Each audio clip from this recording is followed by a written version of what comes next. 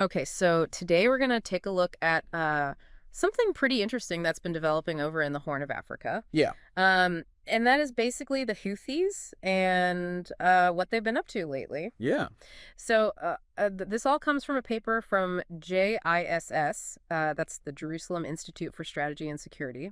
Right. They're a think tank that focuses on foreign policy and national security stuff that is, important for a safe Israel.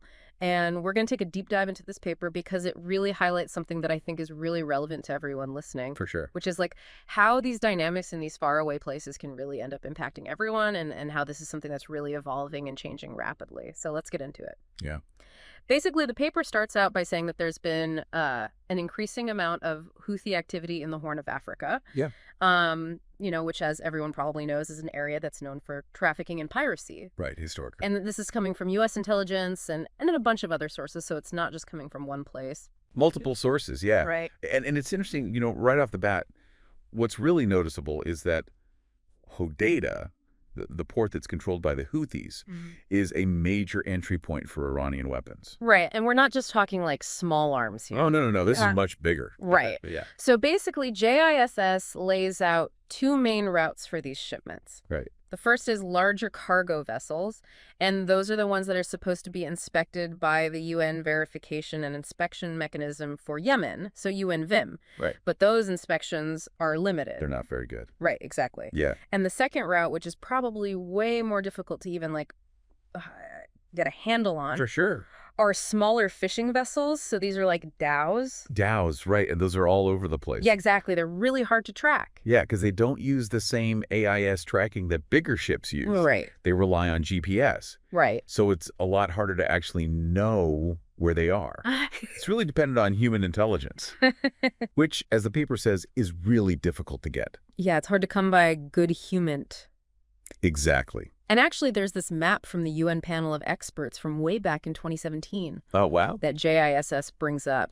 And it shows exactly how Iran uses Somalia as a waypoint for getting these arms to the Houthis. So, this is not a new thing. No, this has been going on for a while. Right. And it looks like this Houthi-Somali maritime corridor has been a major way for them to traffic arms since, 2016. Yeah. And at first it seemed like it was just smaller exchanges, small arms between the Houthis and different criminal organizations in the Horn of Africa. Right. Just kind of random. But it's gone way beyond that. It's gotten much bigger. Yeah. Right. Yeah. So Somalia is not just a transit point anymore. Right. These weapons shipments that are going to Yemen sometimes get diverted and sold to Somali arms dealers. Wow. And get this, some of them even go back to Somalia after getting to Yemen. Really? Why would they do that? So this is interesting. The paper brings up Michael Horton, and he points out that there's a huge price difference Okay. for these weapons. So an AK-47, an RPG, a sniper rifle, it can go for 5 times or more in Somalia Oh, wow. than it does in Yemen. So it's this whole economic incentive Yeah, that makes a lot of sense. to bring them back. Right. So they're taking advantage of arbitrage almost. Yeah. Yeah. Crazy, right? Yeah.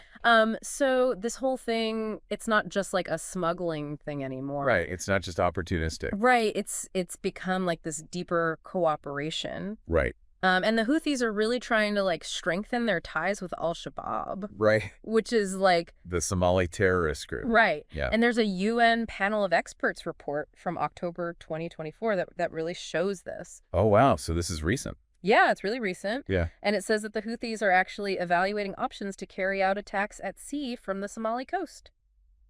Wow. From the Somali coast. Yeah, and to do this, they're strengthening ties with the terrorist group Harakat al-Shabaab al-Mujahideen, which is Al-Shabaab. Right. Yeah. So that's a huge development. that is a very, very big deal. And that same report also talks about how they intercepted some advanced Iranian missile components along the Somali coast. Oh, wow.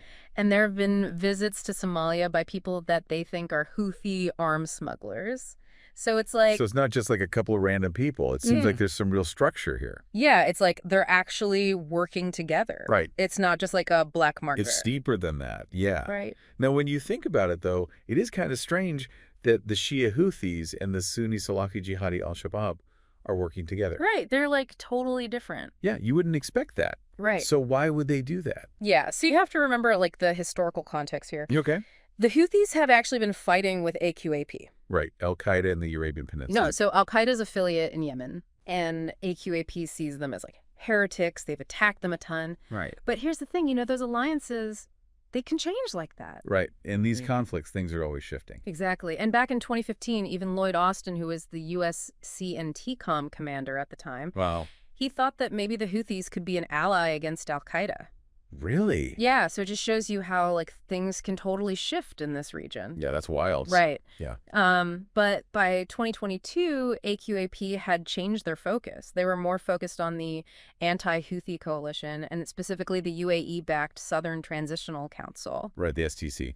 Exactly. Yeah. And that shift seems to have been what led to the cooperation with the Houthis. Okay. And JIS even says that there were reports in May 2024 that the Houthis were giving AQAP rockets and drones and even surveillance equipment. Wow. So they went from fighting to giving them weapons. Yeah, it's crazy. That is crazy. And now this UN report from October 2024 that we were just talking about, it really spelled out just how deep this alliance is. Yep. They were sharing security and intelligence. They were giving each other safe havens. They were reinforcing each other's strongholds and coordinating attacks against the government. Wow. They even had a ceasefire in some places and were exchanging prisoners. That is a serious alliance. Right. It's not just like a casual thing. No. And JISS thinks that Iran might have had something to do with getting this whole thing started. Really? Yeah, they think that Iran has their own kind of quiet relationship with some people in AQ's leadership, Okay. and that might have helped bring the Houthis and AQAP together. Interesting. Yeah, So Iran's like playing both sides. maybe. Wow. But at the end of the day, JSS says the main reason they're working together is because they both want to take down the anti-Houthi coalition, and especially the STC. Right. So they both benefit from working together. Exactly. The Houthis weaken their biggest enemy, and AQAP gets to attack the people who are really going after them in Yemen. Yeah, that makes sense. Right. Yeah. And this whole Houthi AQAP thing, it worked so well that AQAP actually helped the Houthis connect with other al-Qaeda groups. Okay. And al-Shabaab is like the obvious choice there. Right. They're AQ's branch in the Horn of Africa. Right. And they're right there on the smuggling routes, and they've got a ton of money, and they're organized. Right. They have the infrastructure. Exactly. So beyond all the strategic stuff, though, JISS also says that there are some really practical reasons why the Houthis are into this whole al-Shabaab thing. Okay. Like what? Well, for one thing, Yemen's economy is like totally wrecked. Right. Because of the war. Right. And the Houthis are in control there, so they need money. Yeah, they need to find revenue somewhere. Exactly. And guess who has a lot of money? Al-Shabaab. Al-Shabaab. They've got over $100 million a year coming in. Wow. So they're a huge potential customer for the Houthis. Yeah, that's a big market. Right. Yeah. Plus, the Houthis have gotten really good at fighting. Right. They've had a lot of practice. Exactly. And they've got all this experience in the Red Sea. Yeah. And al-Shabaab could really use that kind of training and maybe even some of their weapons. Yeah, they've never really been able to get their hands on more advanced stuff. Right. And you can't forget about Iran. Right. Iran's been supplying them. They've been giving the Houthis tons of weapons and training and all sorts of stuff over the last 15 years. Yeah. So they're in a great position to help out al-Shabaab. Right. No one else really can. And JISS says that the Houthis are basically the best group that Iran has for this kind of thing. Okay. Because all the other groups in the axis of resistance are dealing with their own problems right now. Right. They're all tied up. Exactly. So Yeah. the Houthis are the ones who are free. Yeah, that makes sense. And it's already happening. Oh, really? Yeah, there's this report from Gould Ahmed, who's a scholar at the Middle East Institute. Okay.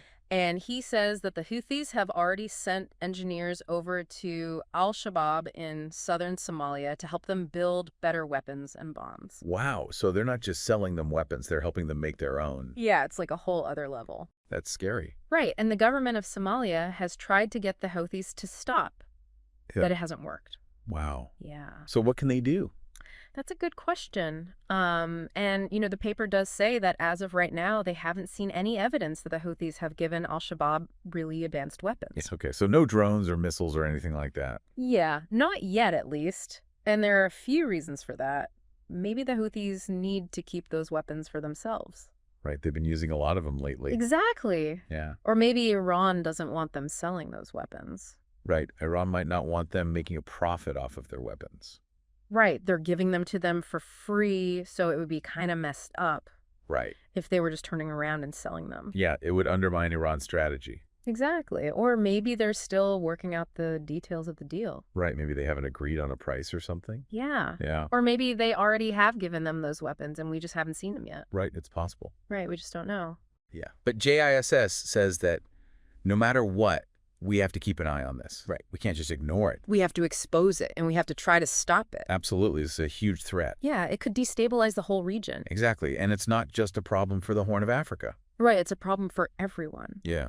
JISS is really worried that all the terrorist groups in Africa could become way more dangerous if al-Shabaab gets their hands on Houthi weapons. Yeah, if they get drones or missiles, it's a game changer. Right, they could attack from further away and their attacks could be much more precise. Right. It would be a nightmare. It would be really bad. And the U.S. and all the other countries that are fighting terrorism in Somalia and the surrounding areas, they need to be ready for this. Right. They need to start planning now. Exactly. They need to figure out how to protect themselves and how to stop al-Shabaab from taking over more territory. Yeah, because if they're not prepared, it could be really bad. Right. And we can't just rely on trying to stop the weapons shipments. Right, because they're coming from so many different places and it's such a huge area. Exactly. It's like trying to stop a leak in a dam. Yeah, some of it's going to get through no matter what. Exactly. And then there's piracy. Right. Somali piracy is back. Yeah, it's crazy right after all these years. Yeah, I thought we were done with that. Me too. But it's back. And some people think it's just because of all the chaos that the Houthis are causing in the Red Sea. Right, like the pirates are just taking advantage of the situation. Right. Yeah. But JISS thinks it could be even worse than that. What do you mean? They think that the pirates might be working with al-Shabaab. Really? Yeah, or even directly with the Houthis. Wow, so it's like a three-way partnership. Yeah, and they're all just trying to make money off of the instability. That is messed up. It's bad, and the UN panel of experts is also really worried about the Houthis using Somalia as a base to launch attacks from. Yeah, I could see why they'd be worried about that. It would be a total nightmare for the U.S. and its allies. Right, because it would be really hard to figure out who to blame. Exactly. The Houthis could just deny everything. Right, and then what do you do? Right, and JISS says that this is all part of a bigger pattern with the Houthis. They're like a rogue state. Like North Korea? Yeah, exactly. They're willing to take huge risks, and they don't care about being isolated. Right, they're not afraid of consequences. Right, and they need to find ways to make money because their economy is so bad. Right, they don't have any other options. Exactly, and al-Shabaab is like their first big partner outside of the axis of resistance. Right. And if it works out for them... It could be a model for them to follow with other groups. Exactly, and that is a very scary thought. Yeah, we need to stop this now. Right? JISS says that we need to keep the pressure on the Houthis. Right. We can't let up. We can't accept their ceasefire, and we have to go after them in every way possible. Yeah, we need a comprehensive strategy. Right. So basically what we've learned today is that there's this really dangerous partnership developing between the Houthis and al-Shabaab. Right. And it's driven by a lot of different factors, but it's a Yeah. huge threat to the whole region. Yeah, and it could have consequences for everyone. Exactly. And all of this comes from this great paper by JISS. Right, the Jerusalem Institute for Strategy and Security. Exactly. So if you want to learn more, you should definitely check that out. Yeah. And it makes you think, you know what happens when groups that seem like they would never work together actually do team up? Right. It's kind of scary. Yeah, it really makes you wonder what the future holds. Yeah. So thanks for listening, everyone, and join us next time for another review of yet another fascinating topic and analysis by the top researchers at JISS, the Jerusalem Institute for Strategy and Security. See you then. Bye!